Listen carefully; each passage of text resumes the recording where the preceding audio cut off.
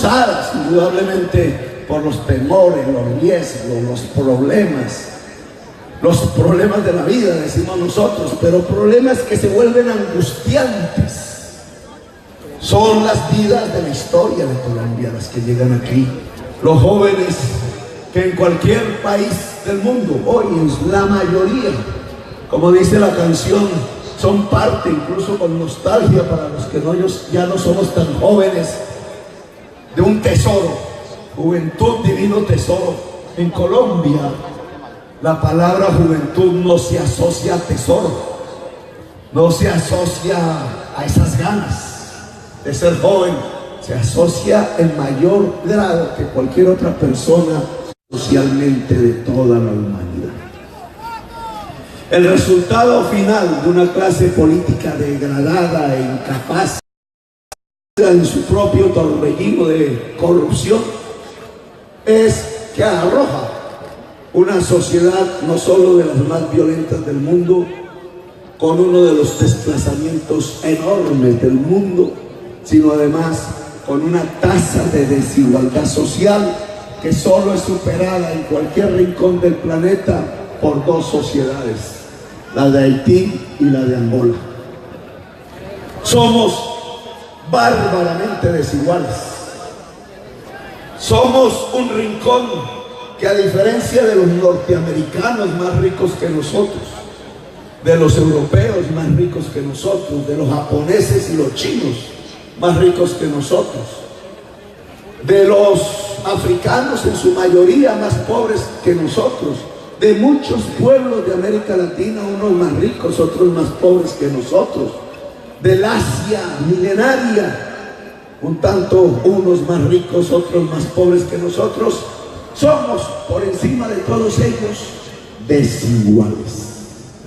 Distancias, medidas en ingresos, medidas en patrimonios, medidas en oportunidades, medidas en capacidades que separan como en ninguna otra parte del mundo a unas personas de otras, las que más tienen, las que menos tienen, unas distancias inconmensurables para cualquier civilización, para cualquier nación, para cualquier pedazo de la humanidad sobre el planeta Tierra. Lo que ha arrojado la clase política tradicional de Colombia con sus linajes, con sus apellidos que se repiten en la historia una y otra vez, como si tuvieran el derecho divino a gobernar en Colombia, como si nuestros libertadores no hubieran creado una república, como si los que lucharon por la libertad de este país, lo que tuvieran en su corazón no hubiera sido la palabra democracia. Lo que arroja ese tipo de linajes aquí, los apellidos Santos, los apellidos Ospina, los apellidos Pastrana, los apellidos Lleras, hasta hay que agregar los apellidos Duque, porque son linajes, no es más sino una construcción de una humanidad llamada Colombia, la más desigual socialmente del planeta Tierra, excepto Haití y Angola. Y esa desigualdad social, los Charlson venidos no son de linajes, como buena parte de las migraciones que llegaron a Colombia. Han aprovechado su oportunidad. Yo espero que algún día recapaciten. Como todo migrante, su papel no está debajo de los linajes, está en el seno de la democracia.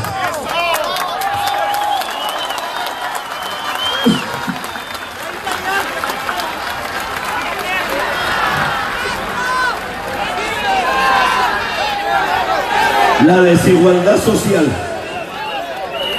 Me ha atrevido, y por ello me han criticado de populista, afirmar en esta campaña que el núcleo central de los problemas de Colombia, que eso que llamaba un liberal el almendrón, como el nudo gordiano donde se desencadenan más y más problemas, a donde hay que ir a desanudar, a desalambrar, es la desigualdad social. Que nuestros problemas otros como efectos. El narcotráfico, por ejemplo, que nació hace unos 40 años y se ha quedado aquí, que la violencia que tiene 2 siglos y quizás más permanente, que las guerras, no solamente la última con la FARC, no solamente estas que parecieran nacer de nuevo, sino las anteriores a la FARC y las anteriores a las anteriores, decenas de guerras civiles en Colombia, que la pobreza tienen una causa, se llama desigualdad social. Que si queremos con certeza, con paso firme, resolver los problemas contemporáneos de Colombia, relativos a la inseguridad, a la violencia, al fratricidio, a la corrupción política, tenemos que desatar el nudo de la desigualdad social. Y ese es el aspecto central y la diferencia del programa que propone la Colombia Humana a toda Colombia.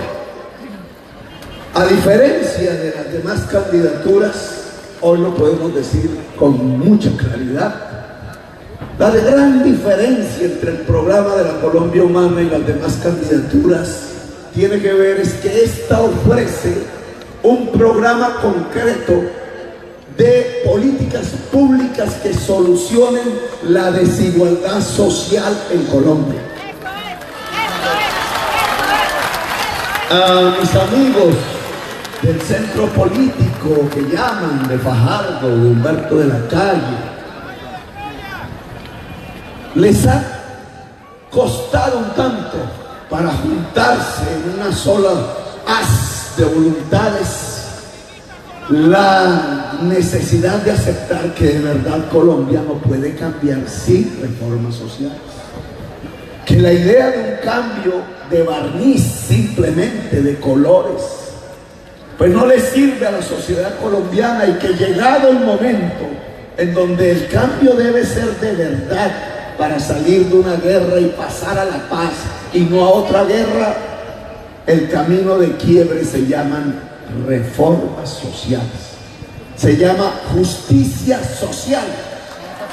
El remedio contra la desigualdad social es la justicia social. Intentemos explicar eso.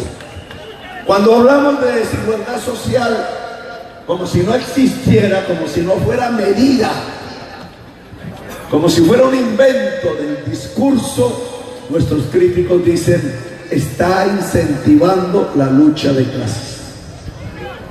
Dicen varios opinadores por allí: Petro es un incendiario, dijo Néstor Morales.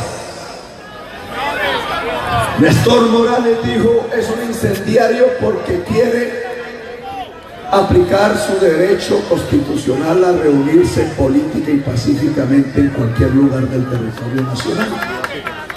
Si eso es incendiario, si ejercer los derechos es incendiario, pues entonces toda Colombia tendría que prender una vela en un inmenso incendio controlado, porque toda Colombia tiene el derecho, tiene la opción necesaria de ejercer sus derechos. Lo que enseñamos nosotros al ejercer nuestros propios derechos es pedirle a la colombianidad que nos ejerza a todos. La desigualdad social no es incentivar la lucha de clases cuando se menciona.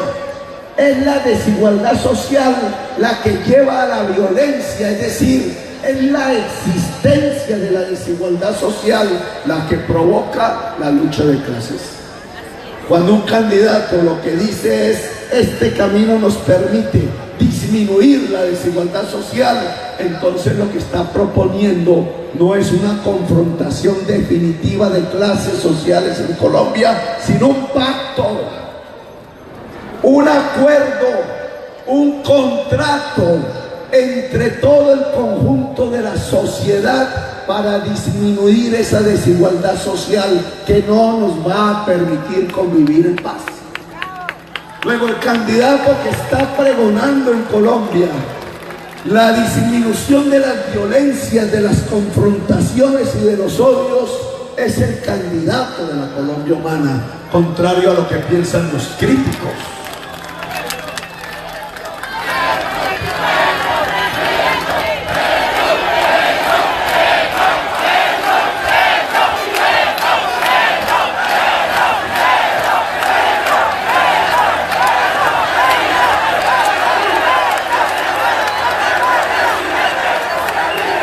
Quienes hablaron en la historia de Colombia de solucionar el problema de la violencia con justicia social, como el camino adecuado, como el rumbo propiamente colombiano, que no imita modelos de afuera, cuál el rumbo para solucionar nuestros propios problemas, tienen nombre propio en Colombia. Algunos de ellos tienen el nombre del puente sobre el río Magdalena. Alfonso López Pumarejo propuso un camino para solucionar la violencia a partir de una sociedad moderna más justa. Las reformas de 1936, la ley de tierras número 200, la idea de que podía haber un pacto entre empresarios y sindicalistas, la idea que el latifundio improductivo de Colombia podría llegar a su final haciendo sembrar las tierras fértiles de matas de yuca, de alimentos, para ser una gran potencia agraria y agroindustrial. Ese señor que dejó su nombre y que quedó en el puente Pumarejo, que llamamos López Pumarejo, ese señor ya había dicho, ya hace casi un siglo, un camino para que Colombia pudiera solucionar sus problemas de violencia a partir de la modernización y a partir de un trato social. Y lo asustaron con un kepis, lo sacaron de la presidencia y hundieron al país en la violencia de liberales y conservadores. Y ahí inmediatamente otro liberal, amigo de López, Gaitán, que también decía exactamente lo mismo. El joven Gaitán, siendo congresista, había cogido las pruebas de una masacre aquí cerca, en las Bananeras, y había hecho el primer debate en el Congreso de la República sobre una masacre, la del pueblo del trabajador en el Magdalena, y sobre esas bases ya había hablado congruentemente con López Pumarejo de la necesidad de restaurar moralmente la República. Y había hecho una marcha como esta, allá en la ciudad de Bogotá, más grande, con su poder de oratoria superior al actual, pidiendo la paz, la marcha del silencio. Y había ya dicho a toda Colombia que la paz tenía que ver con la solución del hambre, que el hambre era igual en el estómago del liberal y en el estómago del conservador. Mientras el jefe liberal y el jefe conservador tomaban whisky en los clubes de Bogotá, los hambrientos liberales, los hambrientos conservadores, todos del pueblo se mataban y se destrozaban entre sí. Gaitán dijo, la paz no es ni liberal ni conservadora. La justicia social no es ni liberal ni conservadora, así como el hambre no es ni liberal ni conservadora. Es la necesidad, pensaba él, de una justicia social, y ha sido asesinado. Y hace décadas, hace un siglo, vamos a recorrer de esa historia en donde repetitivamente figuras brillantes nacidas del pueblo colombiano, hijas del pueblo colombiano, han repetido una y otra vez, sin que les haya sido permitido volverlo una realidad, el que la solución de la violencia es la justicia social. En nuestra generación, un hombre caribe se atrevió a repetirlo, Feynman, alzado en armas, dijo ahí en medio de esos días cruciales en donde su propia vida se definía en si iba a ser consumida por la violencia y las armas o sería un transformador social sin las armas, él mismo escribió una carta al presidente Belisario Betancur diciéndole: el camino de la paz en Colombia no es más que el camino del diálogo nacional y el camino de la solución de los problemas sociales del país. Y hoy hemos estado enfrentados como liberales y conservadores en el pasado entre los del sí y los del no. Casi que unos golpeando a los otros, construyendo mentiras en las redes acerca de quienes votaban por el sí, pero también de quienes votaban por el no. Una inmensa apatía nacional que no salió ni a votar sobre la tesis que en mi opinión es falsa: el que los acuerdos de finalización de la guerra con la FARC son la paz. A votar por el sí, a votar por el no, nos dividieron. Y niti, porque el resultado final prácticamente fue un empate. Y sobre el odio construido en esa división, iban prácticamente marcando la posibilidad, y ahora lo veremos definitivamente en estas elecciones, si la posibilidad de construir la paz pasa o por un cambio político en Colombia o por mantener a los mismos con las mismas. Esa división entre el sí y el no es falsa, porque tanto en quienes votamos por el sí como quienes votaron por el no había una inmensa duda común. De verdad, la firma de una finalización de la guerra entre armados es la paz. De verdad, ese acto X entre unos guerrilleros uniformados, unos delegados del Estado, con su fuerza pública incluida, para finalizar una guerra, es la paz. Cualquiera que haya oído siquiera, que haya vivido sin necesidad de haber leído la historia de Colombia, sabe que en Colombia se han firmado decenas de finales de las guerras que siempre son comenzadas por nuevas guerras. Que la historia de Colombia no es más sino una consecuencia permanente de acabar una guerra para que comience otra. Y que finalizar la guerra con la FARC no necesariamente significa que no van a haber más guerras en Colombia. Es más, lo que estamos viviendo ya, lo que sabemos de muchos territorios nacionales, lo que pasa con más de 130 líderes sociales ya asesinados, con el crecimiento de nuevas bandas armadas, pónganles el nombre que quieran, es que pareciera que en Colombia empieza a crecer y a surgir una nueva violencia más bárbara que la anterior. Y que por tanto esa desconfianza, tanto los del sí como los que tenían en su corazón los del no, es válida. ¿Y saben por qué? Porque la paz no depende de quienes están armados, ni tanto los que están en el Estado o en el contraestado. La paz no depende de cúpulas guerreras. La paz no depende del uniforme, ni del arma, ni del fusil. La paz depende de la sociedad.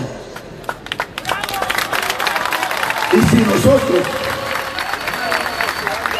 recogemos ese hecho, es la sociedad la protagonista de la paz.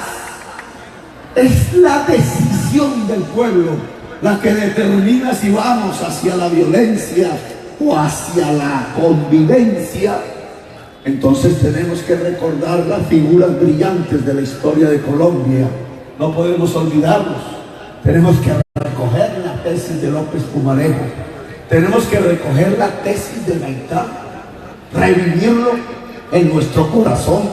Tenemos que recoger incluso la tesis, fíjense ustedes, del abuelo de Vargas Lleras, Carlos Lleras Restrepo, cepalino él, que decía que no se podía industrializar Colombia sin modernizar su agricultura.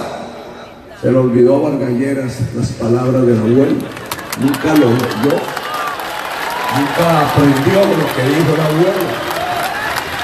Que tenemos que recoger las palabras de Álvaro Gómez Hurtado,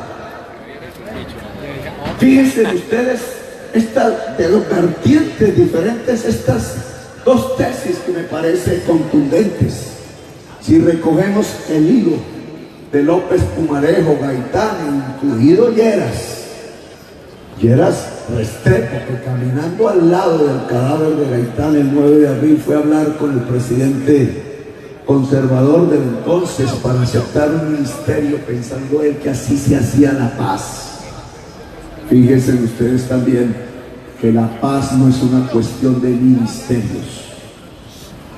Recordando ese filón de la historia, esas voces antiguas, lo que nos decían es necesario que se acabe el latifundio improductivo en Colombia. Son ellos los que dijeron eso. Eso no fue Hugo Chávez, como dicen ahora. Eso no es Maduro. Maduro ni siquiera ha pronunciado esas palabras. Eso no lo dice Trump, ni Putin, ni como se llamen. Eso lo dijeron tres brillantes colombianos, tratando de mostrar un camino que nunca pudieron aplicar. Y Galán, porque Luis Carlos Galán recogió las ideas de Lleras, que recogió las ideas de Gaitán y de López Pumarejo. El siglo XX todo el siglo XX tiene ese cruce de ideas sin que hayan permitido volverlo una realidad. Es más, el método para impedir que esas ideas de López, Gaitán, Lleras y Galán fue la violencia. Fue la violencia. La mayoría de ellos, uno tuvo que irse de la presidencia, al otro lo asesinaron, al otro lo asesinaron y el otro se volteó. Pero la violencia ha sido la forma como se ha impedido que esa tesis histórica en Colombia se vuelva una realidad. Y hay otro filón, desde otra vertiente política que a mí me parece importante recoger: Álvaro Gómez Hurtado, al que conocí al final de sus días y nos volvimos amigos. Él ya de edad avanzada y un joven, él como que descubría cosas ahí. Los políticos viejos siempre tienen astucia para detectar el futuro, pero Álvaro Gómez Hurtado propuso dos tesis que me parece fundamental también traer a este presente. Una: Colombia vive bajo un régimen de la corrupción. Y yo, que después de joven ya me volví parlamentario, 15 años, los análisis de la parapolítica, los debates, después alcalde, me destituyeron, etc. Yo tengo que reconocer que Álvaro Gómez Hurtado tenía toda la razón. Nosotros vivimos bajo un régimen corrupto, no democrático. Él decía: hay que cambiarlo. Lo asesinaron a él también.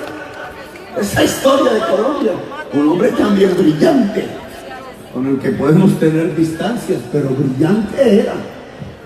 Y fíjese, lo asesinaron también. El segundo concepto que él lanzó, que me parece pertinente, es: hay que pactar sobre lo fundamental. El acuerdo sobre lo fundamental lo llamó. Y si yo recojo esa vertiente liberal y esa otra conservadora, que casi se matan entre ellos, no, casi se mataron, 300.000, y todos, la mayoría son personas a los cuales ninguno de nosotros puede decir, pasada ya la historia, que se robaron un peso. Personas decentes. ¿Qué podemos decir de un Galán, o de un Gaitán, o de López Pumarejo? Incluso un Lleras ahí en Chía. Alberto Lleras era famoso porque después de ser presidente paseaba por el pueblo, no caminaba, iba en bicicleta por el pueblo. El tipo no tenía ni siquiera un carro, sino que su modo de movilidad era la bicicleta. Y un Álvaro Gómez, ¿quién puede decir que se robó un peso? Es decir, en la diferencia política, la decencia era el común denominador. Cuando la decencia es el común denominador, las diferencias jamás terminan en muertos.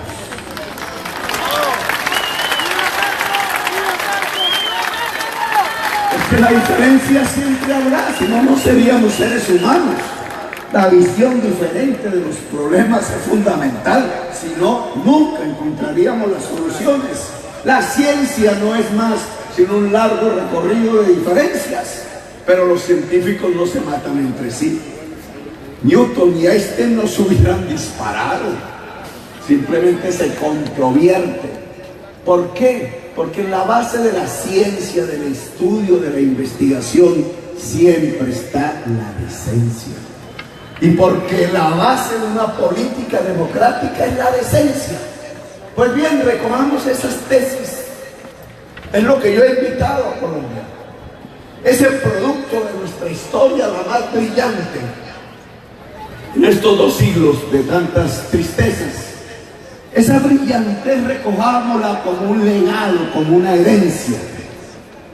No recojamos como herencia votar por los apellidos, recojamos como herencia las ideas dejadas, las ideas entregadas, incluso a costa de la vida misma.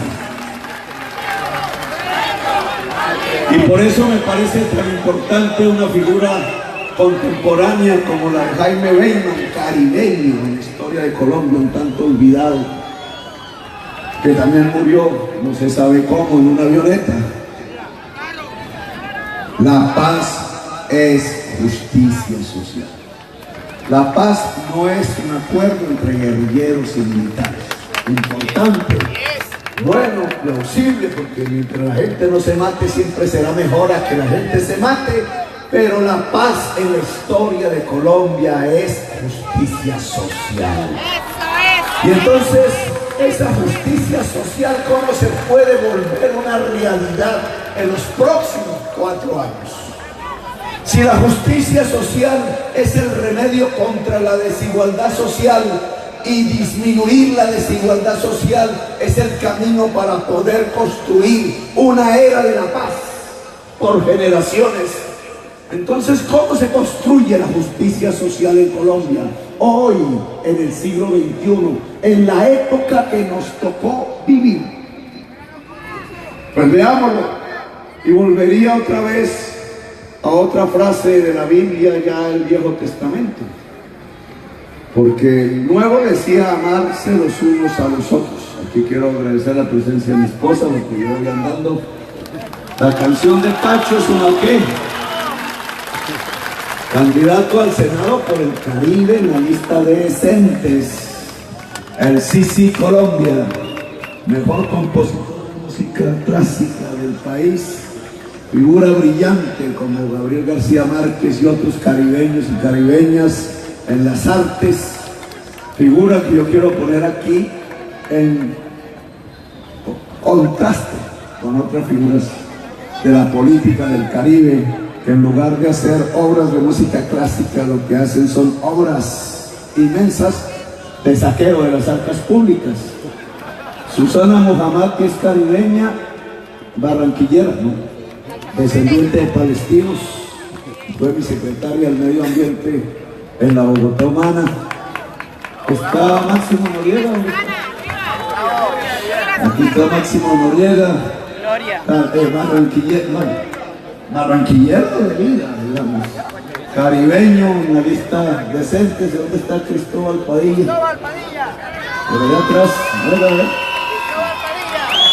Cristóbal Padilla, barranquillero también, guatemalteco, que fue alcalde local de Ciudad Bolívar,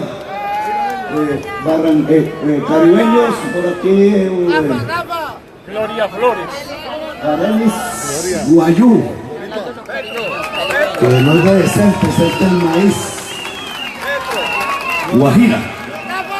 Esta mañana vi un video contigo, allá en, ¿cómo es? Mayabandroma. Allá en la Guardia Indígena nos acompaña Guayú. Bueno, que nos acompaña a protegernos. ¿Sabe qué decía? ¿Cómo era el video? El video eres tú y es mi esposa. Estoy yo echando un discurso, no recuerdo en dónde.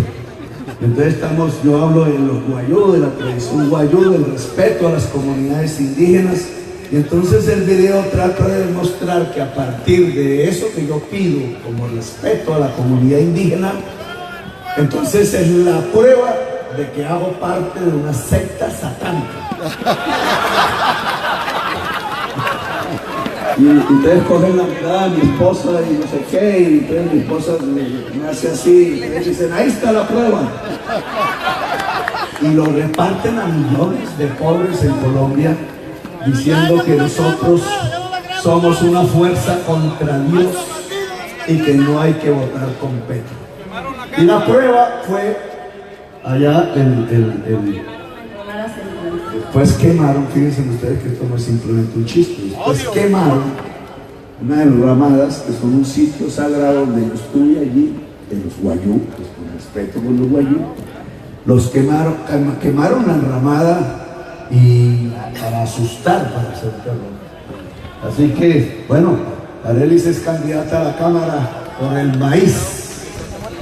Bueno, aquí tenemos a Francia.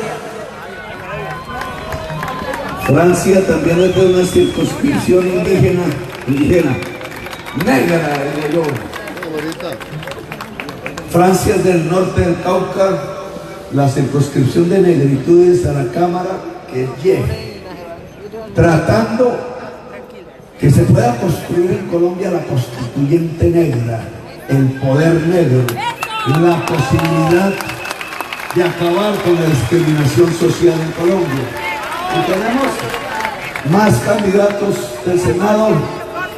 Está Gloria Flores, lideresa social, lista Decentes. Aida, ¿dónde está Aida? Está Leona Rentería, de Cámara por Negritudes, la Y, es un muchacho del hip hop de Buenaventura. ¿Dónde está Leona? ¿Qué? Aida. Cuando nos vamos a Aida. Aida fue casi asesinada en la ciudad de Bogotá. Era concejal, Unión Patriótica, solo el roque estrelló fue contra el filo del carro y no la mataron.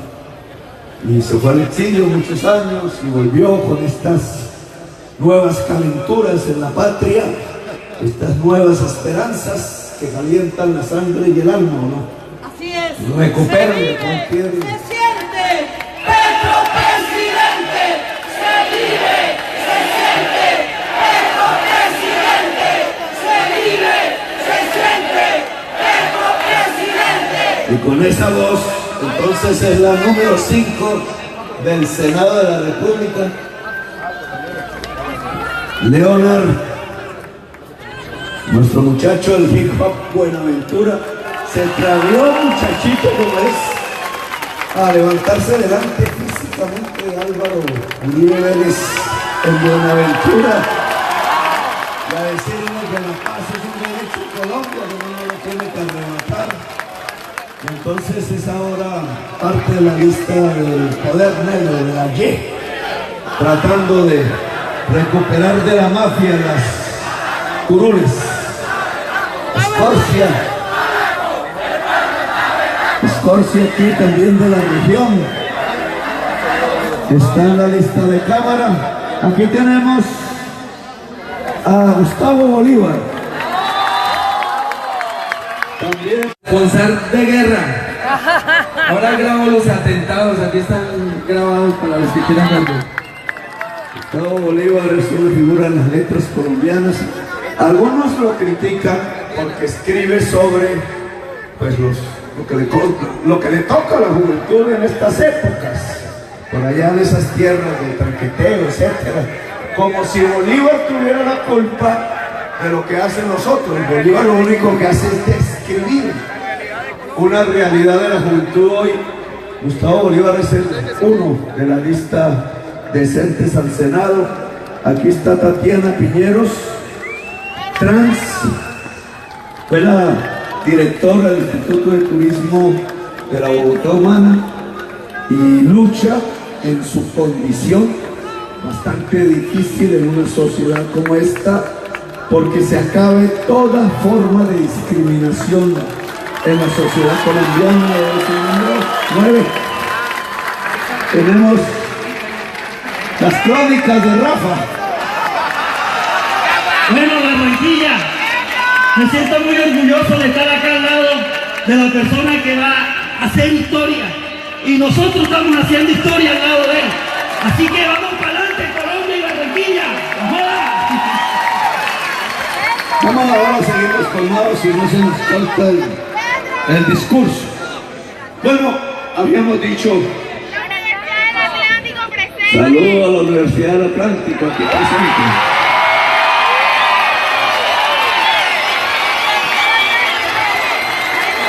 A los compañeros en discapacidad.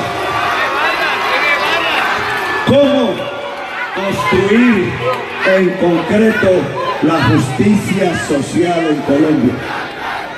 Veamos, intentemos hacer aquí una descripción de nuestras tesis para tratar de comprenderlas, para irradiarlas al conjunto de la población colombiana.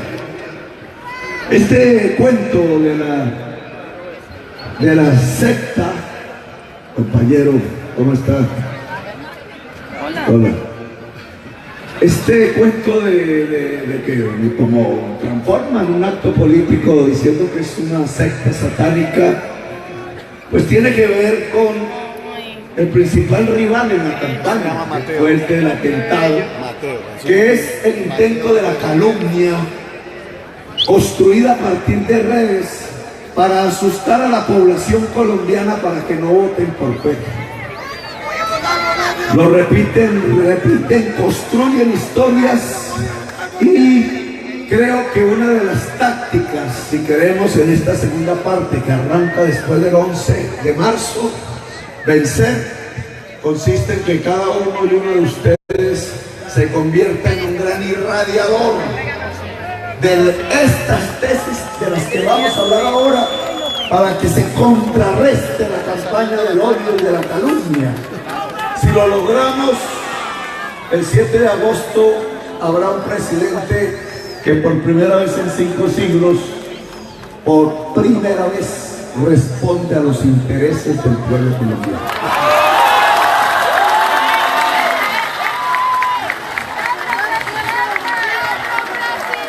Volvamos.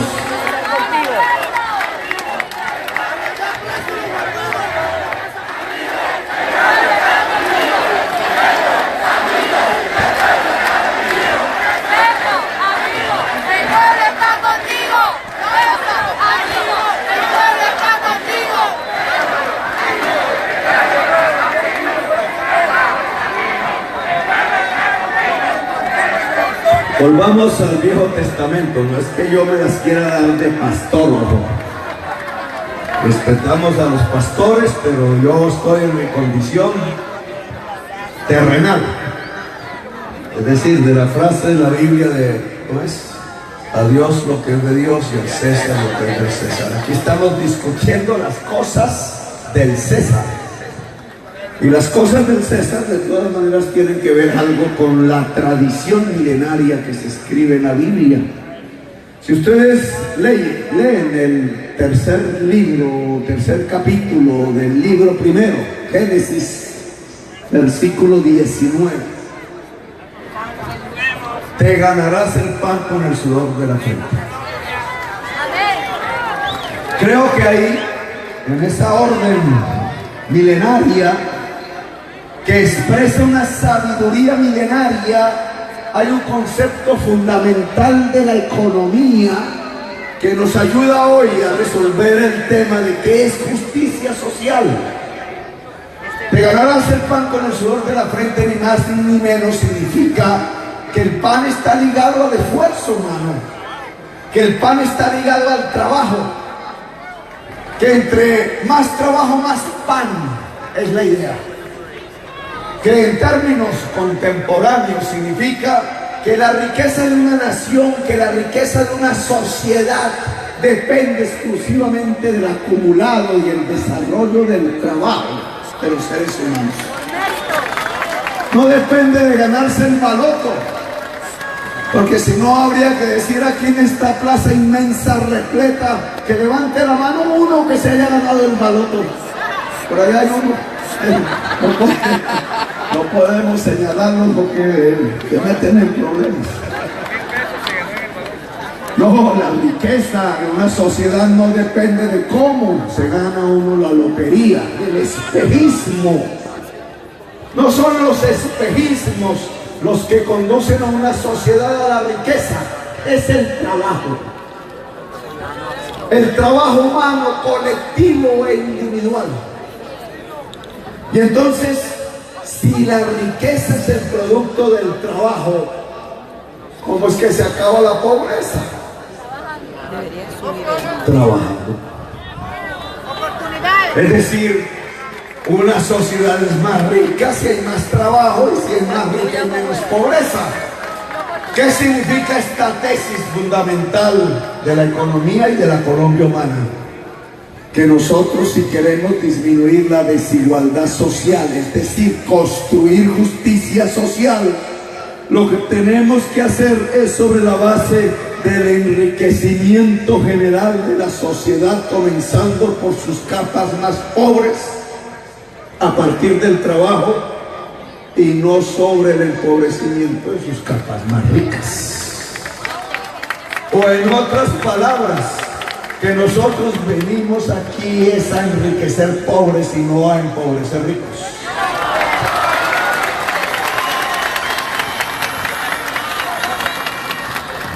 ¿Y qué significa eso?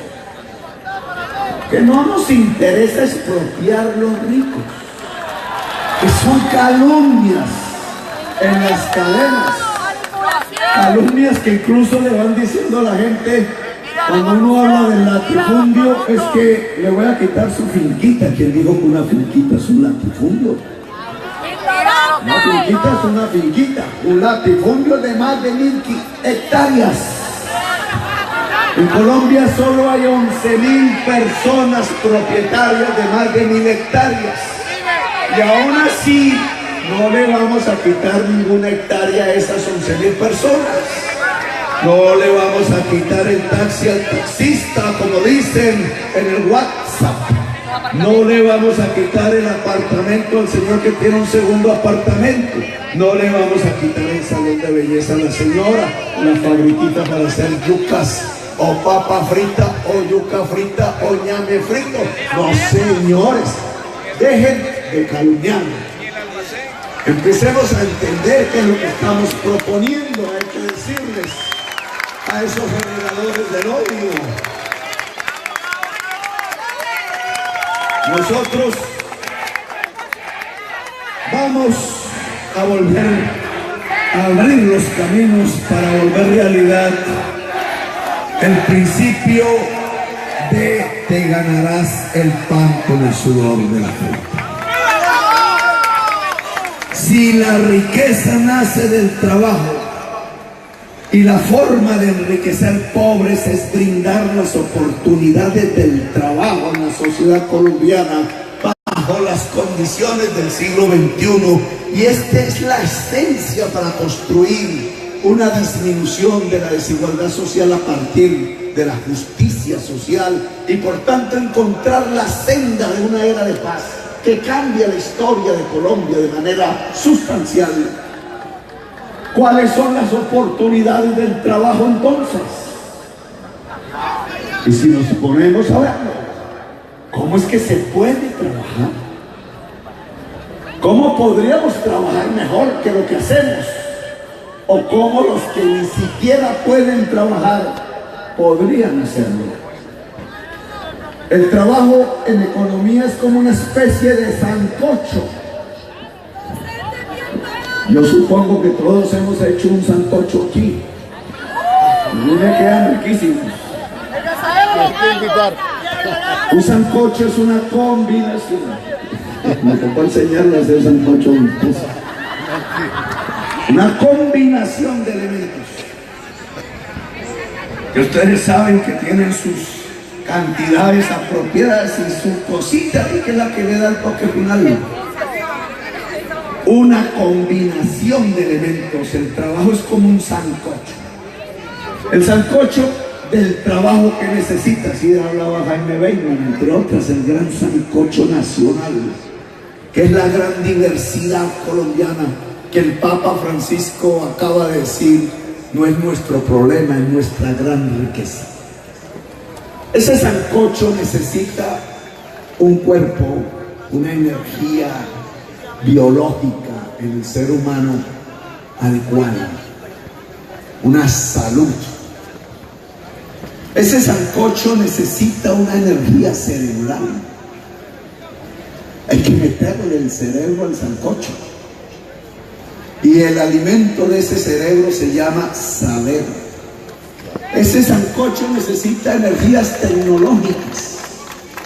Esta luz que nos rodea, un poco opaca, para ser verdad, en la Plaza de la Paz de Barranquilla.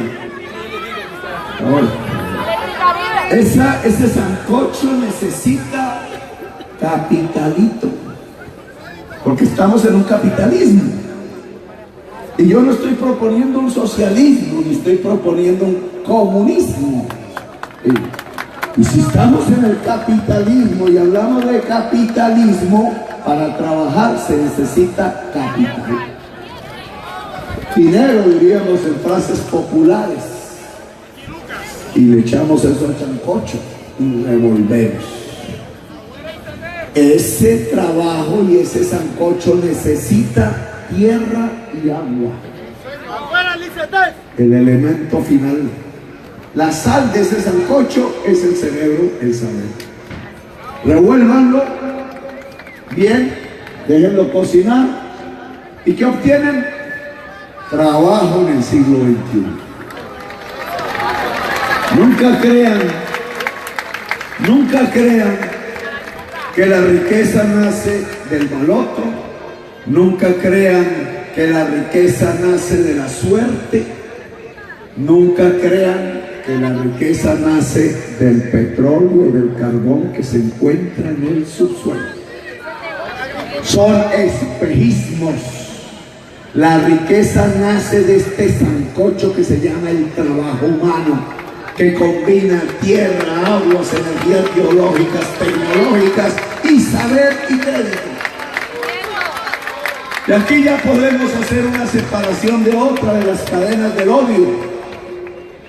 Es que Petro quiere hacer parecer a Colombia a Venezuela, dicen por todas las esquinas. En todos los WhatsApp. Que la persona que recibe eso nunca se pregunta, oiga, ¿esto de dónde sale? ¿Sabe de dónde salen esas cadenas? De unas empresas bien pagas por decenas de millones, centenares de millones de pesos, que cogen unos computadores gigantescos en unas bodegas, es así. No echamos la culpa a nosotros, no. Eso es lo que hacen ellos, en unas bodegas. Pagan mucha plata y esos computadores empiezan a crear perfiles, cogen las bases de datos de millones de celulares. Como hubo presidentes de la República y ministros, se robaron las bases de datos de las entidades, etcétera, de las empresas de celular, y todo eso meten un mensaje y llegan millones. Es que Petro va a volver a Venezuela, a Colombia como Venezuela. Es que Petro es castrochavista, dicen. Y claro, mucha gente dice, uy, ¿cómo así? Pero si en la esquina hay un venezolano acostado en la acera, aguantando hambre, le pagan a los venezolanos para que digan en los buses, oiga, no voten por Petro. Pero todo eso viene de una gran fortuna. Vale muchísima plata generar ese tipo de propaganda. Esa plata con que se paga y esas personas que originan esas cadenas son los agentes de la corrupción en Colombia. Es decir, con billete masa y usando la duda, la baja pasión, como en el caso de los satánicos. El miedo, generan el miedo. Y entonces esperan que el miedo paralice el voto popular. Y entonces ellos volverán a ser elegidos. y volveremos a tener a los mismos, que a eso sí hay que tenerles miedo, que generaron miles de falsos positivos, que condenaron a nuestras juventudes a la muerte y al asesinato en el poder. El sancocho del trabajo versus el espejismo del petróleo y el carbón. ¿Ustedes creen que una sociedad se enriquece porque tenga petróleo y carbón? Genera como el baloto una ilusión. Cuando el precio internacional del petróleo sube, millones de colombianos se van para Venezuela. La mayoría eran caribeños. Allá tuvieron sus hijos, se establecieron, algunos regresan. Cuando el precio del petróleo baja, se acaba la ilusión. Cuando el precio del petróleo sube, incluido el del carbón, se puede repartir la renta petrolera, porque se vuelve como un dinero fácil, es como el dinero de la cocaína. Se ven los fajos de billete. La sociedad se vuelve la mayor consumidora per cápita de whisky en el mundo, por encima de los escoceses. La gente empieza a importar con los dólares baratos. La camisa se les vuelve, la guayabera ni siquiera es de Barranquilla, se vuelve de Miami. El bullín, el zapato, el cinturón, la gorra, la cartera, el carro, la moto, la nevera, el televisor, etc. Todo se nos vuelve barato. Nos creemos ricos. 1.500 pesos por dólar. Hace muy poco los venezolanos se sentían riquísimos, miraban a los colombianos por encima del hombro cuando llegábamos allá. Se creían ricos. Y entonces, ¿qué va sucediendo en la economía? Como lo importado se vuelve barato, importan toda la comida, todo lo que se bebe, todo lo que usan, toda la industria, y su propia agricultura y su propia industria se va al suelo. ¿Y dónde están los puestos de trabajo? En la agricultura y en la industria. Y entonces la sociedad, como hay billete, puede vivir del subsidio, etcétera. No le importa no trabajar. Y se olvida de la frase bíblica y del principio de la economía de te ganarás el pan con el sudor de la frente.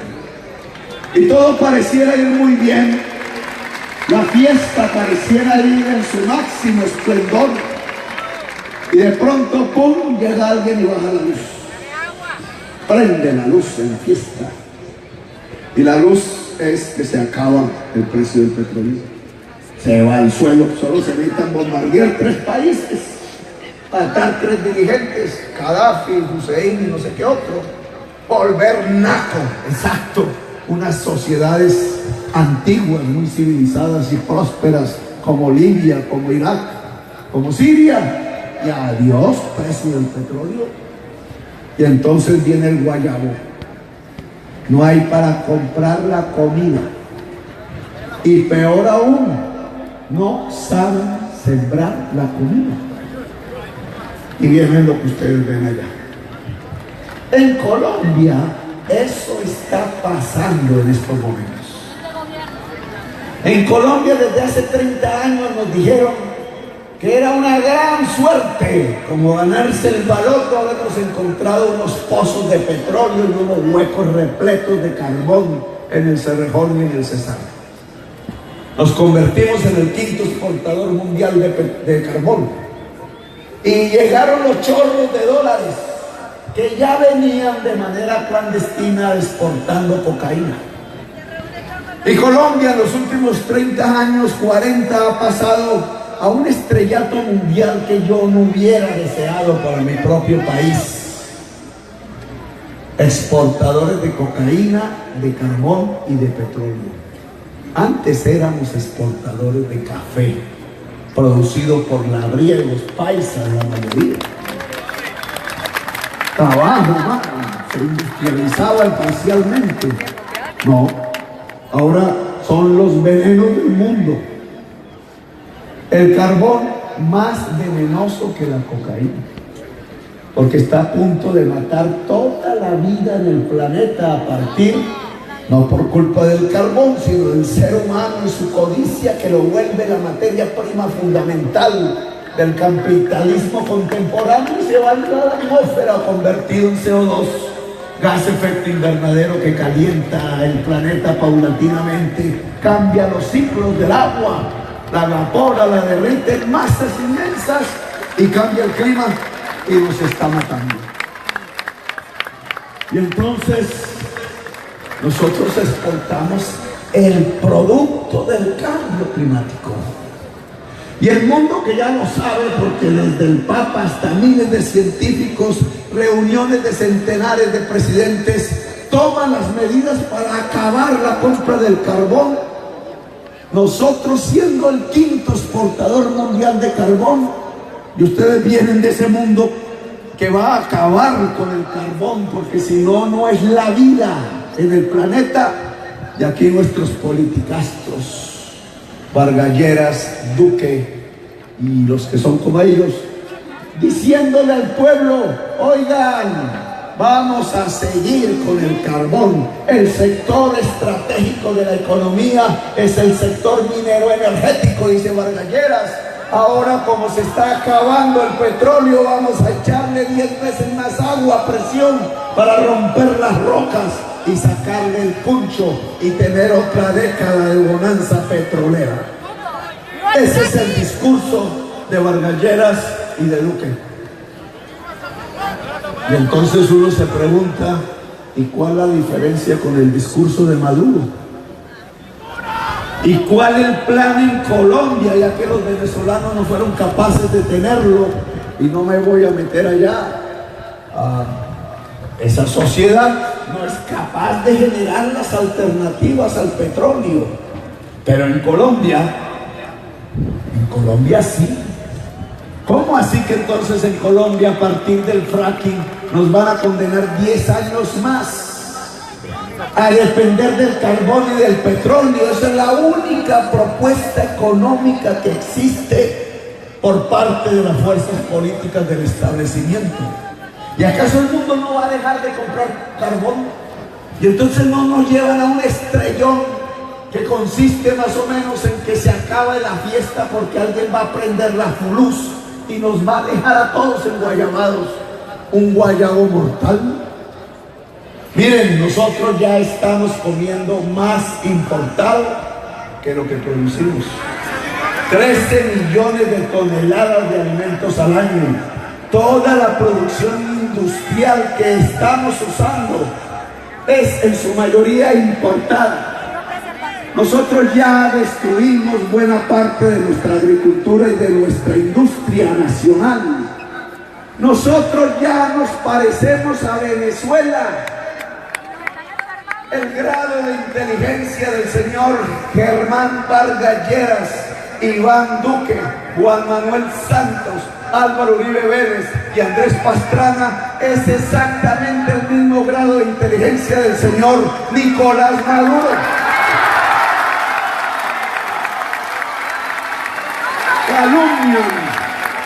Calumnian los que dicen que Petro va a hacer de Colombia otra Venezuela. No, señores, la clase política tradicional de Colombia ya convirtió a Colombia en Venezuela. La Colombia humana está proponiendo algo completamente diferente. Y es que no es la ilusión, no es el baloto en términos de carbón, petróleo, cocaína lo que hace rica una sociedad. Es el trabajo. Es un sancocho en donde hay que combinar unos elementos. Y hablemos de esos elementos entonces. Si el trabajo humano en Colombia y en el siglo XXI necesita tierra y agua, ¿quién tiene en Colombia la tierra y el agua? Si el trabajo humano en Colombia necesita el saber, la educación, ¿a quiénes le dan la educación en Colombia? Si el trabajo humano necesita el crédito, ¿A quiénes le dan el crédito en Colombia? Si el trabajo humano necesita la salud, ¿a quiénes le dan la salud en Colombia? Y si el trabajo humano necesita la energía tecnológica, ¿qué pasa con la energía tecnológica en Colombia y en el Caribe? Son las preguntas fundamentales. Y esas respuestas tienen unos datos concretos.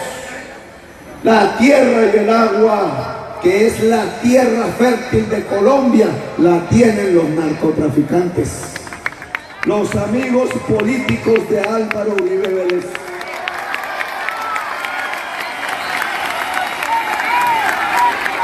$11.000 latifundistas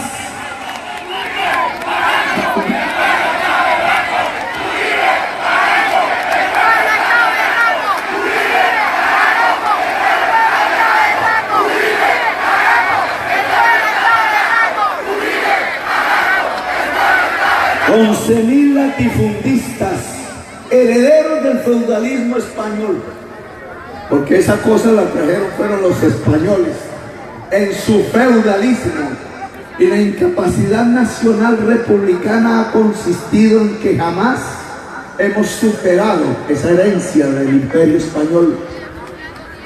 11.000 latifundistas que lavaron dólares con la tierra, 11.000 latifundistas que crearon los ejércitos privados del narcotráfico llamados paramilitares, 11.000 latifundistas que dueños de las rutas de exportación de la cocaína y de los ejércitos privados se tomaron el Estado de Colombia a partir de la parapolítica, comenzando en los departamentos de Antioquia y tomándose todo el Caribe colombiano.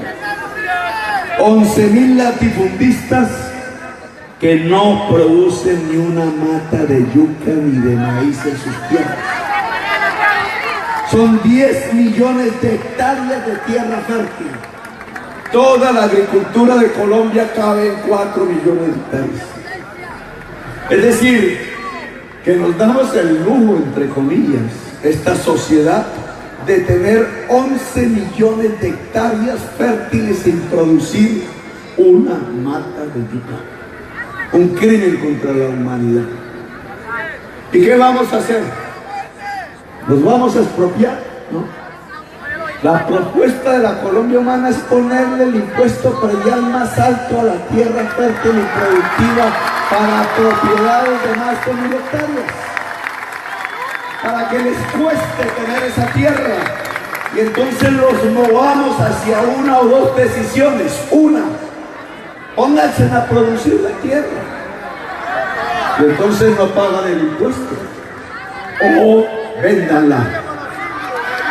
La idea de Alfonso López Pumarejo, Jorge Eliezer Gaitán, Carlos Lleras Restrepo y Luis Carlos Galán. Véndanla, que el Estado la compra con títulos de bonos de deuda pública, y el Estado le reparte la tierra al campesinado de Colombia.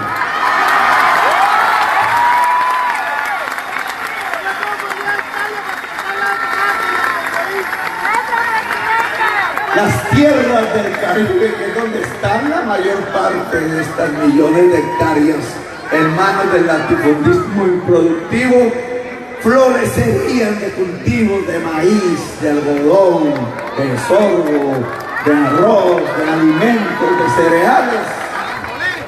Comida para el mundo, comida para el pueblo.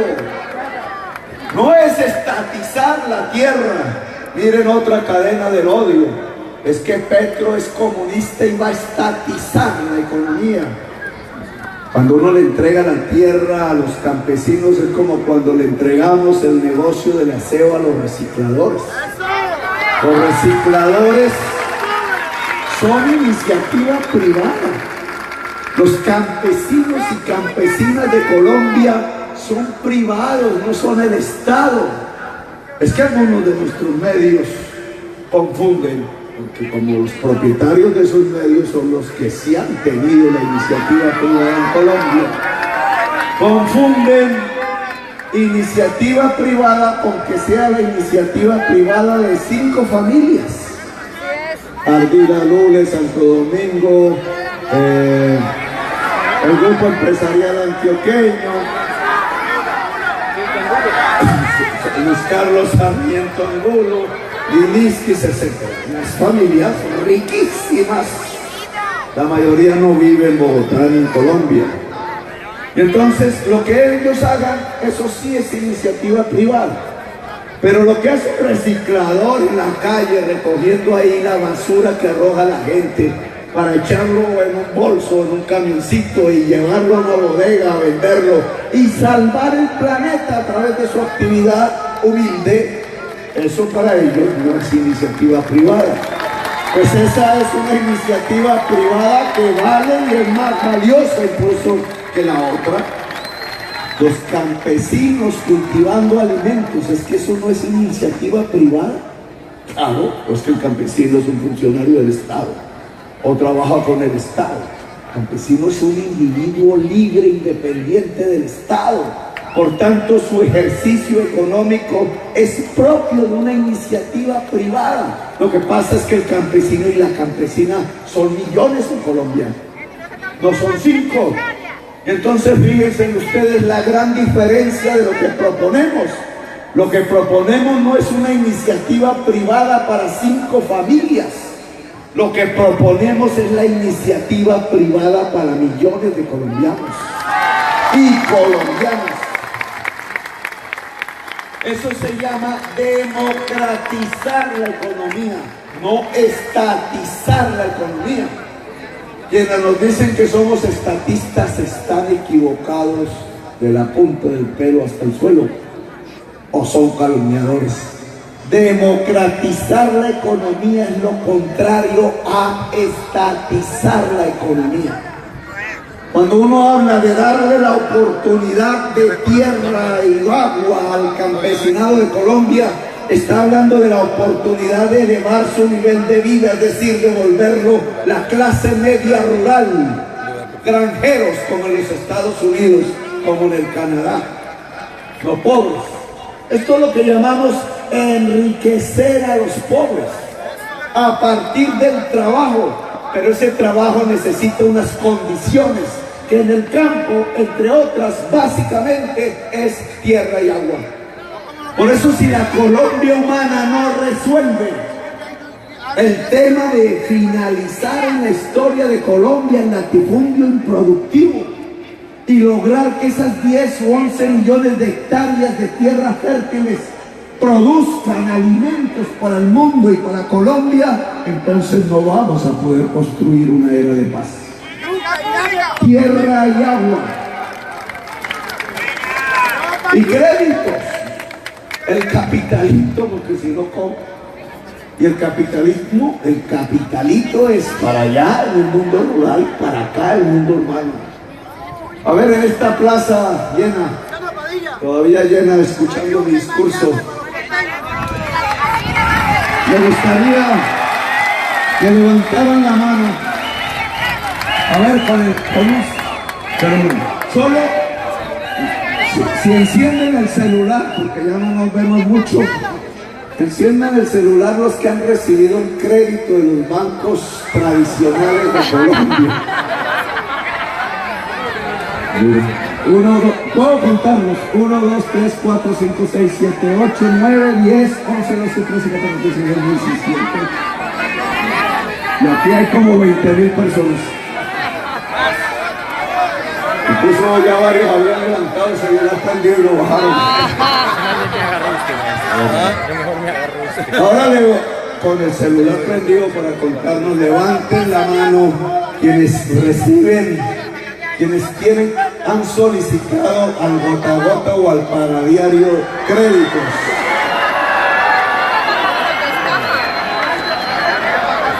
Hasta la puerta de la iglesia, el padre también ha solicitado crédito. Como nuestros amigos de la prensa no quisieron tomar las imágenes de la gente, esas imágenes, de las personas no se las piden. Ahí sí está todo. ¿Qué significa eso que acabamos de hacer? Fíjense todo en un solo hecho. El ahorro en Colombia se produce por la ley 100. La ley que hizo César Gaviria y Álvaro Uribe Vélez, siendo presidente del Senado. La ley 100 genera un ahorro forzado de todos nosotros, las cotizaciones para salud, para pensiones. Y algunos pueden ahorrar libremente. Yo no, porque yo estoy embargado. Sale esa plática de todos los colombianos, entra a los bancos y los bancos usan esa plata para dar crédito.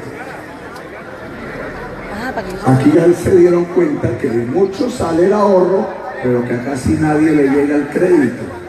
¿A dónde va el crédito? A los capitales más poderosos de Colombia. Y entonces, como la economía popular, la población no tiene el crédito del banco, se trata de agarrarse del crédito de la usura al 20% diario. Todos los que levantaron aquí el celular tienen que pagar 20% diario. Díganme, ¿en qué parte del mundo podría sostenerse una actividad de trabajo si toca pagar el 20% diario? Es la usura. ¿Y quién es el dueño de ese pagadiario o gana-gana? Las mafias que lavan dólares con eso, es decir, han supeditado la economía popular al lavado de dólares de la mafia, porque la banca tradicional de Colombia no cumple su función social, que es usar el ahorro de la gente para entregarle el crédito a la gente. Ese es el capitalismo y no lo cumplen. Concentran el crédito en unos pocos y dejan vulnerable a la gente ante las mafias, porque el que no pague en gota a gota le ponen una pistola en la cabeza. Son generadores de violencia. Y si el capitalito, que es el crédito, el plan, te dicen es una condición para poder trabajar y nos lo han dejado en el gota a gota, ¿será que es que podemos trabajar en Colombia? La tierra, el agua, el crédito. Bueno, pues también hay una política pública para solucionar ese problema, el sancocho, que es el crédito. Si la banca privada no quiere darle crédito a la gente, entonces hay que fortalecer la banca pública para que compita con el ahorro en las grandes ciudades a la banca privada y lo lleve en forma de crédito a ese campesinado en el mundo rural, y a la señora que vende en la calle para que deje de estar en la calle, y al joven que quiere hacer su iniciativa primera alrededor de la creación del arte, y a la señora que hace bullines y camisas, y al señor que hace la yuca frita. A la economía popular.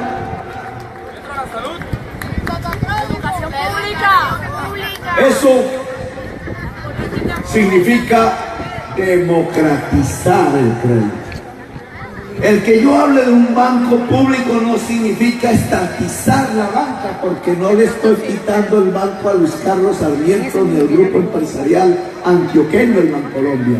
Estoy empoderando una banca pública para que compita y cumpla la función social que ellos no quieren cumplir, que entre otros, los que sí expropiaron por decenas de miles a los colombianos que tenían casa fueron esos banqueros, cuando utilizaron usureramente el UPAC y le quitaron las casas a la clase media.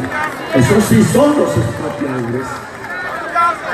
Democratizar el crédito como democratizar la tierra y el agua. Y hablemos de esta energía tecnológica. ¿De quién es la energía? En Barranquilla. Electricaribe. ¿Y es barata la energía?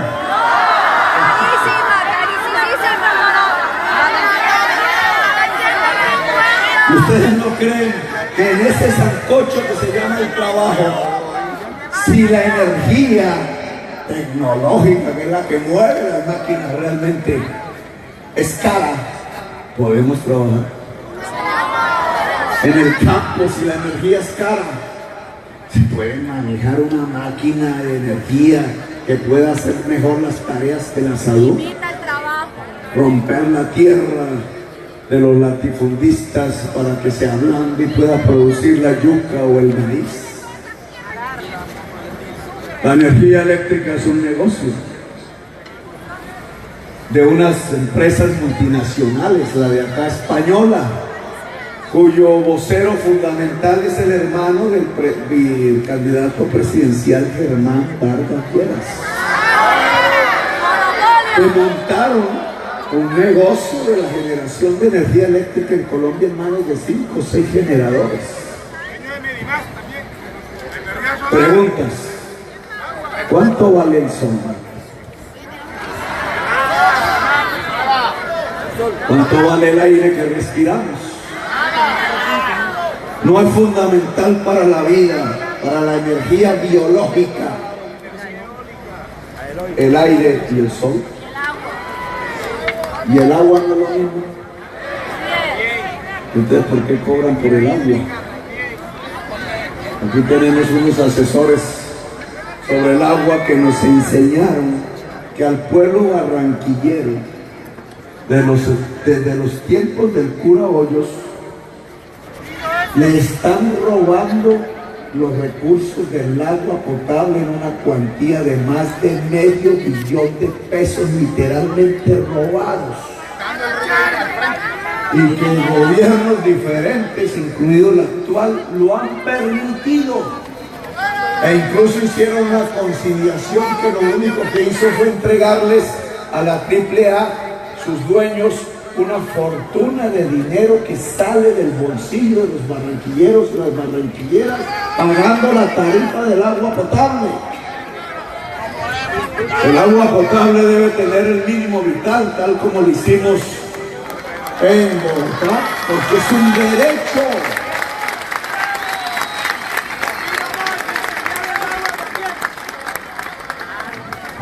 Usted no tiene que tener ningún temor aquí, no se preocupe. El pueblo barranquillero es amigo aquí de La Paz. Como octubre yo cuando fui a Cúcuta, pero nos lo aguantamos. Territorio de la mafia. No se preocupe, no se preocupe. Ustedes son trabajadores, no confundan las cosas.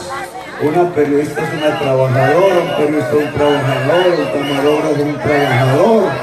Aquí hablamos de quienes son los dueños de la prensa, que es diferente. Ellos no son trabajadores. Y los trabajadores ayudan a los trabajadores. Volvemos al tema. El derecho no es una mercancía, ojo con eso, porque el derecho es universal. Todo el mundo tiene derecho, por tanto ni se compra ni se vende, como dice la canción. Si un derecho ya se vende, alguien no lo puede comprar y no es universal. El derecho es gratuito. El derecho a vivir es gratuito, nadie paga por vivir. Si eso se estableciera en una sociedad, los que no tienen que pagar morirían. El derecho al sol es un derecho, el derecho al aire es un derecho, que es el derecho a la vida. Por eso el derecho a la salud es un derecho, porque es el derecho a la vida. El sol es gratis, por tanto, pero nuestra energía eléctrica que reemplaza al sol no. Y es cara. ¿Y cómo es posible que si hoy la tecnología permite volver energía eléctrica al sol a partir de los paneles solares que se han abaratado, y el Caribe de Colombia, la región de Colombia y de buena parte de América que más días de sol recibe al año, no estemos produciendo energía eléctrica gratis a partir del sol? ¿Cómo se explica? Hay ejemplos de esos paneles solares, yo creo que en la costa hay. Mi tocayo Gustavo Bolívar, de su negocio, que es un hotel allá en Girardot, que tiene menos días de sol que el Caribe, redujo a la tercera parte el costo de la factura del hotel poniendo paneles solares. La Guajira es la región que más sol recibe de Colombia en días al año. Y no tiene luz. O es esta. Y entonces, si al pueblo del Caribe le están quitando la energía tecnológica a partir de un negocio innecesario, un negocio usurero, porque una política pública en este momento podría reemplazar techos en las casas por paneles solares. Solo se necesitan 4 que valen 3.200.000 pesos y se genera la energía en promedio que gasta un hogar colombiano, pues de estrato 3, estrato 2 en Colombia. ¿Cuánto podría generar si en vez de 4 paneles tenemos 6, 8, 10? ¿Cuánto bajaría el costo de la factura de la energía eléctrica y permitiría entonces que subiera el salario real o el ingreso real? Si el Caribe no es la vanguardia en la transición hacia las energías limpias distribuidas, que son las que se generan en el hogar, entonces ¿en dónde lo vamos a hacer en Colombia? Es en el Caribe.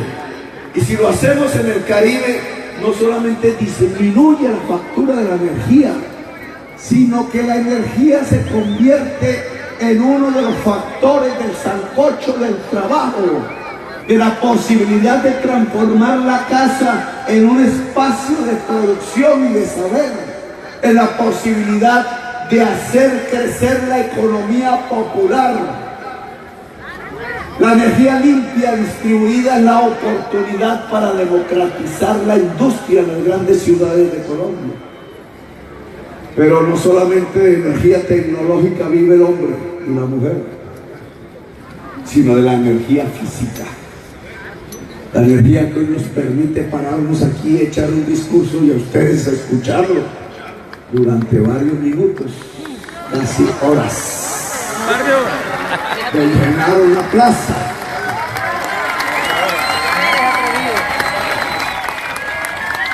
La energía que nos permite trabajar, producir y mover el cerebro es la energía física. En esa guerra que todos tenemos dentro de nosotros entre enfermedad y salud, entre vida y muerte, que al final siempre nos la gana la muerte. Pero en esa guerra entre vida y muerte, el Estado, la política pública y la sociedad y el medio ambiente fuera de nosotros toman un partido en nuestra lucha interna, o a favor de la muerte o a favor de la vida. Por eso es que yo digo que la política en el mundo ya no se divide entre izquierda y derecha, sino entre políticas de la vida y políticas de la muerte. Y habría que mirar la ley 100, ¿qué partido tomó dentro de nuestros cuerpos? Tomó el partido de la vida para generar vida, defender la vida, aumentar la vida entre nosotros, o tomó el partido de la muerte. La ley 100, modelo de salud colombiano, tomó el camino de la muerte. 1.400.000 colombianos han muerto desde 1998 hasta la fecha, pudiendo haber sido salvados si hubieran recibido el tratamiento médico adecuado. Más que todas las guerras y las violencias juntas. ¿Por qué? Porque se convirtió en una mercancía. Porque hicieron de la salud un negocio. Porque el negocio consistía en que entrara mucho dinero del Estado y de los cotizantes y saliera poco. Y ese poco era lo que había que pagar por los tratamientos médicos. Por eso ustedes saben, y desde mucho tiempo atrás aquí mismo lo dije, todo tratamiento médico de cualquier paciente que va a una EPS termina en la misma cosa: ibuprofeno. Un negocio. de intermediación de recursos que no son del dueño del negocio, la EPS que actúa como un banquero. Y el resultado no ha sido solo la muerte de este 1.400.000 colombianos y colombianas, sino la enfermedad que pulula, la pérdida de energías para poder trabajar. Por eso, si queremos el trabajo en el sancocho, hay que cambiar el modelo de salud en Colombia. La Colombia humana tiene que cambiar el modelo de salud. ¿Y en qué sentido concreto cambiaríamos esa política de salud pública en Colombia? En dos cosas. Uno, el dicho popular, es mejor prevenir que curar. Lo practicamos en mi alcaldía y funcionó. Dividimos el territorio en 800 familias, las más pobres. Cogimos 1.000 territorios de esos, o sea, 800.000 familias, 3.800.000 personas. A cada territorio un médico, una médica, enfermeras, 5 personas, 5.000 en total. El médico ganaba 6 millones de pesos mensuales, el doble o el triple que una médica en una EPS. Y recorrían 3 veces familia, por lo menos al mes, tratando de cuidar que el riesgo de la enfermedad disminuyera y que la enfermedad no apareciera. Y el riesgo de la enfermedad es el agua potable, el medio ambiente que llamamos hábitat, el aire que se respira, la forma como se come, la comida que se come, los problemas que tiene la vejez, la señora embarazada, la niñez de 0 a 7 años de edad. Y cuidaban y trataban. ¿Y qué pasó en Bogotá con ese modelo? Todas las tasas de enfermedad disminuyeron y la que más importancia tenía logró ser un éxito en la ciudad. La ciudad de Bogotá pudo demostrar que no moría un solo niño de hambre ni niña de hambre en la ciudad de Bogotá. Y este modelo preventivo, al disminuir las tasas de enfermedad, permite dos cosas. Una, que el costo de la salud, del tratamiento de esa enfermedad entonces disminuya. Y dos, que la gente pueda vivir mejor, que tenga la energía del trabajo.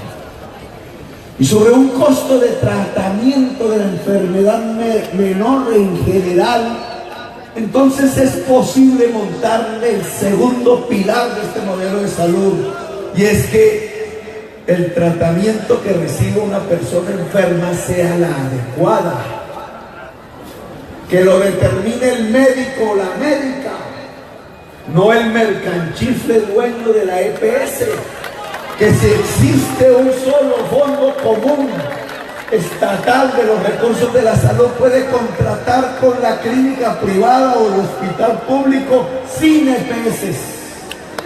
En el modelo de la salud pública de la Colombia humana no habrá EPS.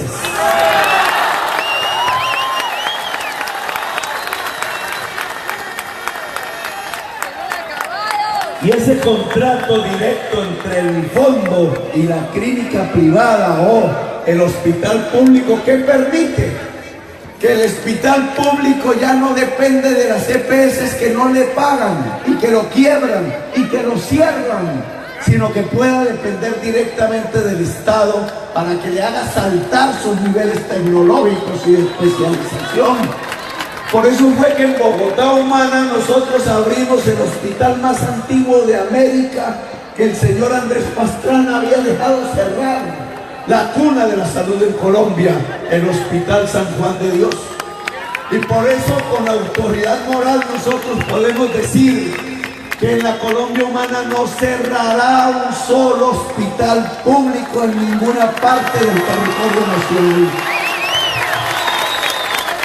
Y finalmente, el condimento esencial del sancocho del trabajo, el saber humano. El principal medio de producción de la economía del siglo XXI. el saber. Hoy la economía del siglo XXI son estos cacharros que tienen en sus manos. Vamos a hacer un ensayo de ellos. Como está esto oscuro, vamos a ver cuánta gente nos queda en la plaza. Así que prendan la linterna todos y todas. Vamos a sacar una foto de esta mercancía del siglo XXI. Eso. Vamos a este gran encendido de la Plaza de la Paz. No sé si se puede apagar esta luz, pero bueno. Bien, bien en alto. Esta no la pudo hacer Gaitán. Y unos antorchas que eran peligrositas. Esta es muy fácil. Entre la antorcha de Gaitán y estas luces hay una gran diferencia tecnológica. Mira esta fiesta de luces.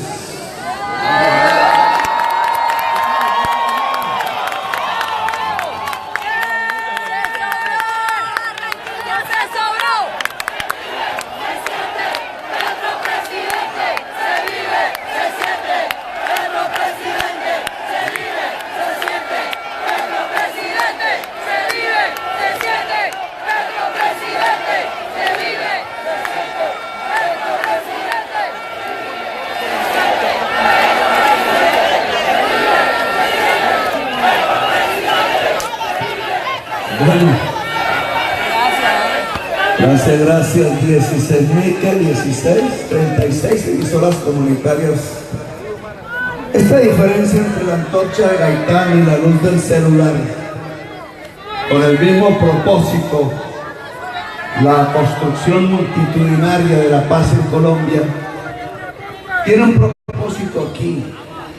Es que la diferencia tecnológica entre la antorcha que se prendía con la mano y este celular que aprieta un botón y prende más, es cerebro humano. Esa diferencia es un acumulado del saber. Es que la mercancía de hoy es básicamente conocimiento. Es que la producción del mundo de hoy es conocimiento que solo produce el cerebro humano. No es la máquina, no es la tierra, no es el agua, no es el crédito. Pueden ser muy necesarios, pero lo esencial es el cerebro. Y si el medio de producción fundamental de la economía de hoy es el cerebro, yo pregunto, ¿hay alguna diferencia entre el cerebro de una mujer y el cerebro de un hombre?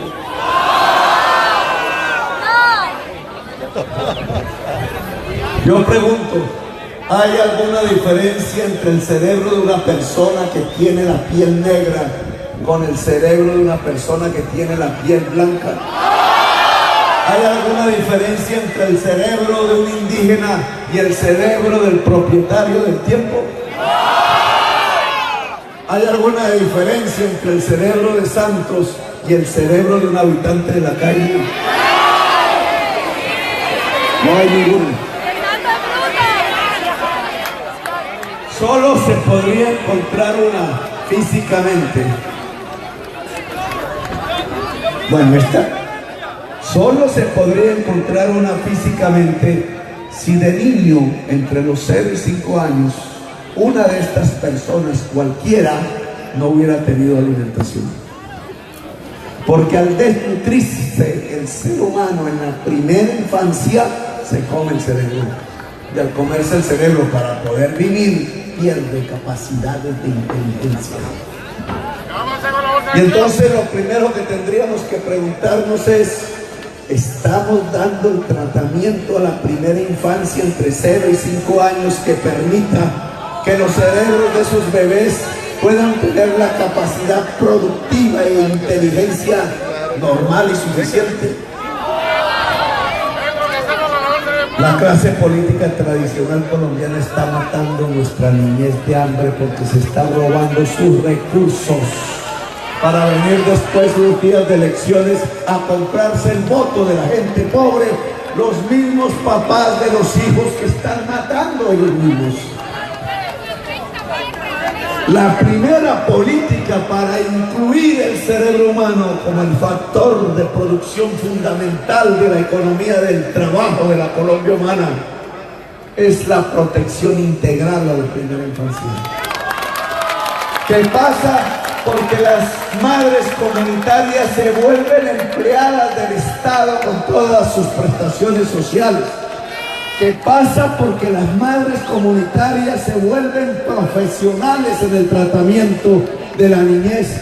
¿Qué pasa? Porque decenas de miles de jóvenes profesionales que han salido de psicopedagogía, nutrición, etcétera, psicopedagogía, van al territorio de Colombia, en los equipos de territorios saludables, a intentar que ningún niño muera de hambre y a intentar que disminuyan al máximo las tasas de la desnutrición infantil, porque ese es el camino que nos permite que el cerebro humano en el futuro sea el factor fundamental de la economía colombiana.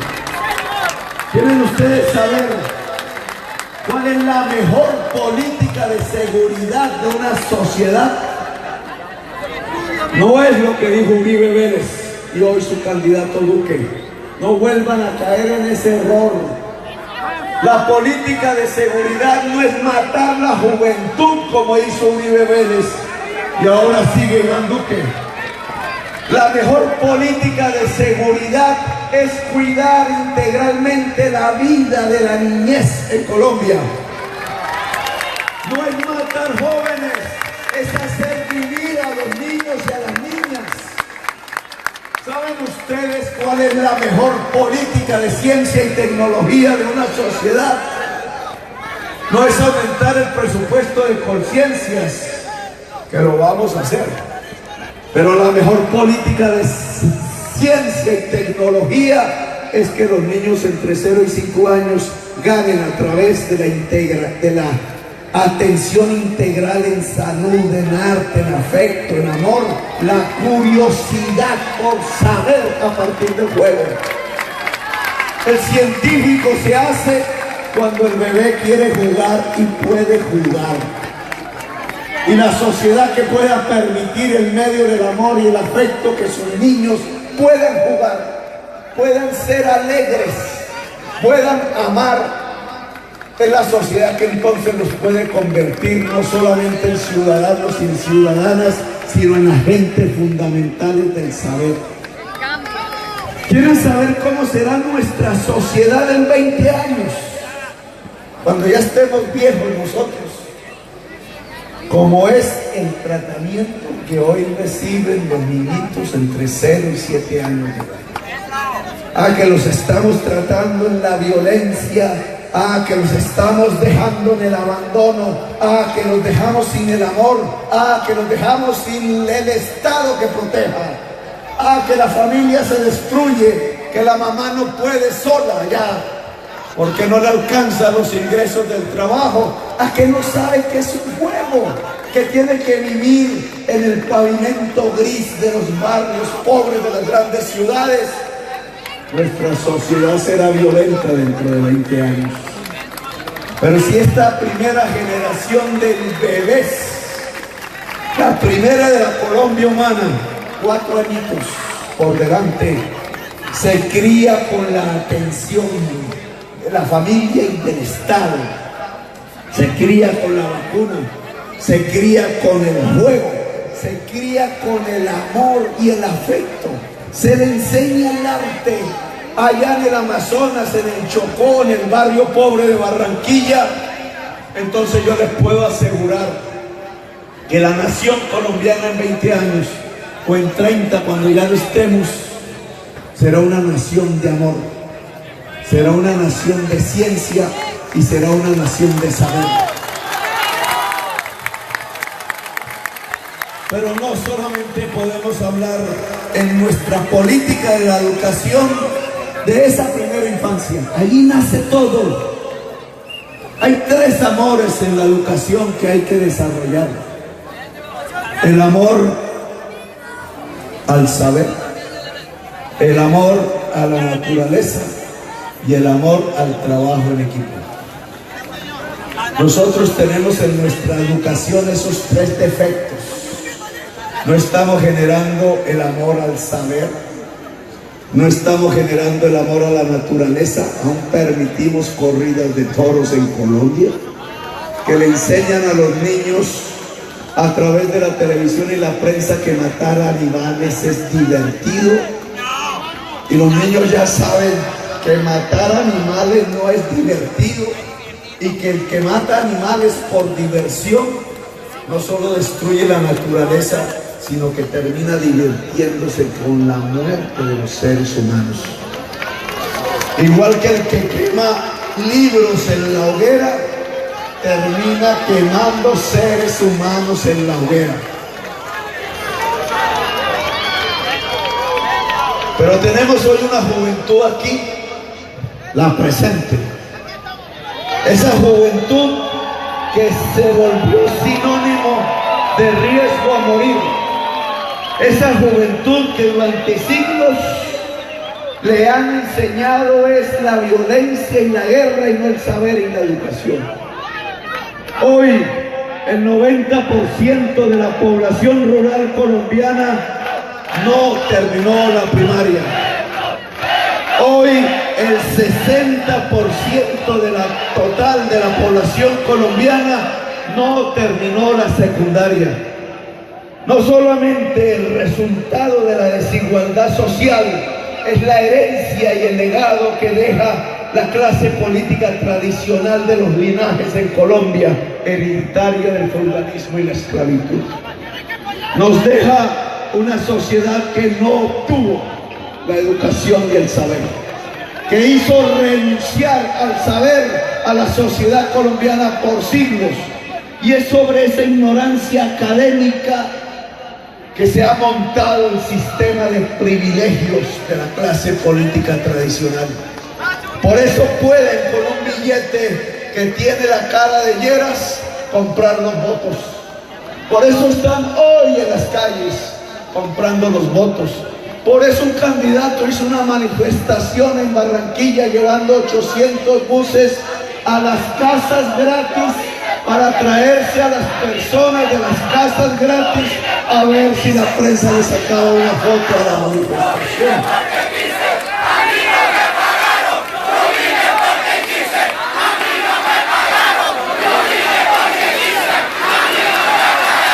Si queremos una era de paz, esta historia de la ignorancia tiene que finalizar.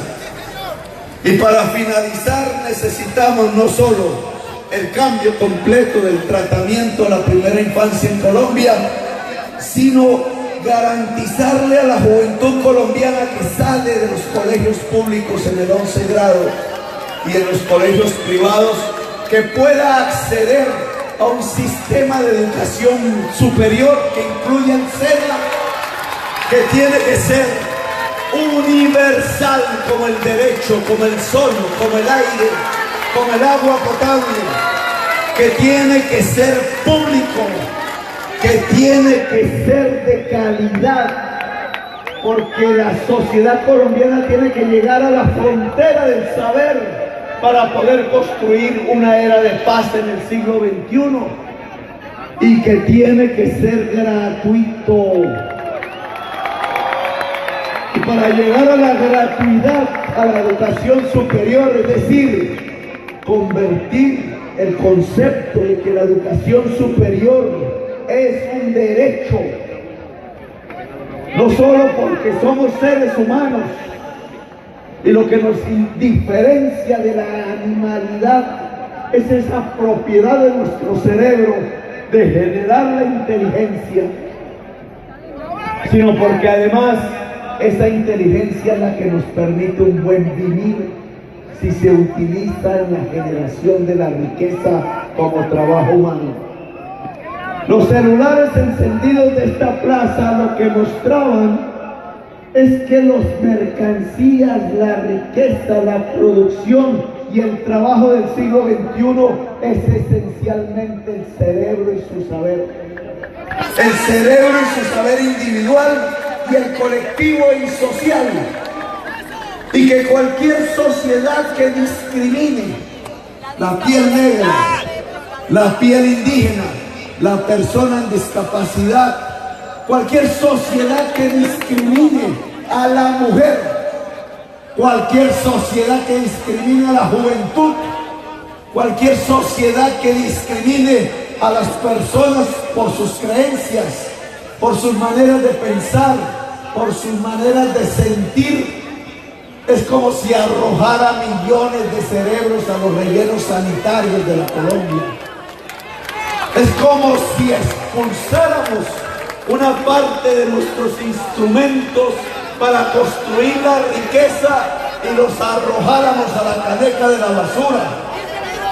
Una sociedad de conocimiento básica para una economía productiva en el siglo XXI no puede ser una sociedad discriminadora y de castas. Solo las sociedades con equidad, incluyentes, solo las sociedades que se construyen con justicia social, democracias multicolores, pueden llegar a la construcción de la riqueza económica en el siglo XXI y garantizar un mejor vivir. El cerebro se volvió fundamental. El músculo dejó de ser importante. El asadón no es el instrumento del campo, es la matemática del cerebro. Por eso, terminado el sancocho del trabajo, explicadas las políticas públicas que pudieran democratizar la tierra, el agua, el crédito, la energía tecnológica, la salud física y la educación y el saber, podríamos comprender cómo podríamos quitar los obstáculos y las trabas que le impiden a la sociedad colombiana trabajar productivamente. ¿Cómo podríamos centrarnos en la agricultura, la industria, el turismo y sus servicios y alejarnos del carbón y del petróleo ilusorios? ¿Cómo podríamos sentar las bases de una actividad productiva sostenible y permanente que permita los ingresos a la mayoría de la gente para un buen vivir, para un mejor vivir? Las condiciones prácticas de la justicia social, es decir, del instrumento que permite disminuir la desigualdad social en Colombia. Y volvemos al principio. Si la construcción de una era de paz implica justicia social, si este es el momento del quiebre de la historia, de la ruptura, de no saltar al vacío sino más adelante, de la esperanza, entonces esa justicia social pasa por democratizar la tierra, el agua, el saber, la salud, el crédito y la energía. Las democratizaciones de la sociedad colombiana, que no son las estatizaciones, la democracia como el camino propio de Colombia para solucionar sus problemas contemporáneos. Aquí no vinimos a ofrecer un billete, aquí vinimos a ofrecer estas ideas y le corresponde a ustedes tomar las decisiones. Y las decisiones para el 11 de marzo son dos, no más que dos, del domingo en 8 creo, de hoy en 8. Yo los invito, si queremos construir este camino, no voten por corruptos, voten por decentes. Démosle una lección a los chavos, démosle una lección a los bargalleros, démosle una lección a los politiqueros que andan en los barrios con el billetico de hieras de 100.000 comprando votos. y votemos por decentes. El núcleo de decentes en el Congreso de la República será el primer escalón para convocar el poder constituyente en Colombia para hacer las reformas de la democratización y permitir el trabajo y la justicia social en Colombia. Y tomemos una segunda decisión. Voten por Petro.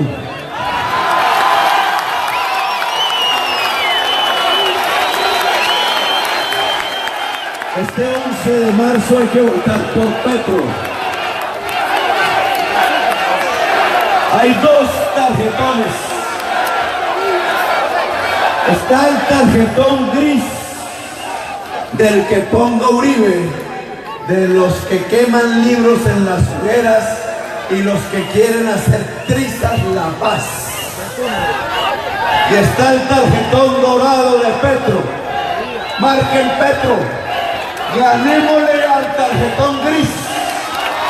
Si le ganamos en toda Colombia, invito a que Barranquilla dé el paso primero de vanguardia hacia adelante, que marque el camino de Colombia. Entonces, tengan la certeza que en la primera vuelta presidencial Colombia Humana gana la presidencia de la República.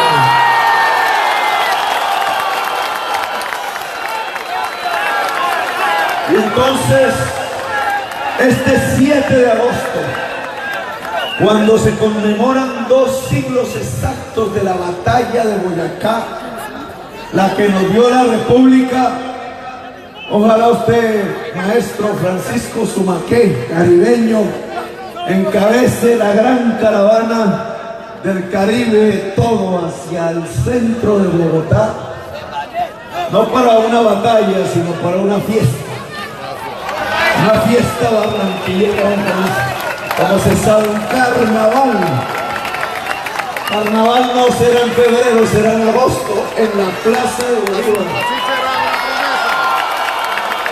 Porque por primera vez en la historia, un presidente de Colombia que pueda representar genuinamente al campesino y la campesina, al niñito abandonado, a la mujer de Colombia, al pueblo trabajador, a la juventud, a las culturas diversas del país, al territorio abandonado, se volverá presidente de Colombia. 2 siglos de república, primer día de la democracia. 2 días de república, 2 siglos de república, primer día de una era de paz en la historia de Colombia. ¡Que viva Barranquilla Humana! ¡Que viva el Caribe humano! ¡Que viva Colombia humana! Me llamo Gustavo Petro y quiero ser su presidente.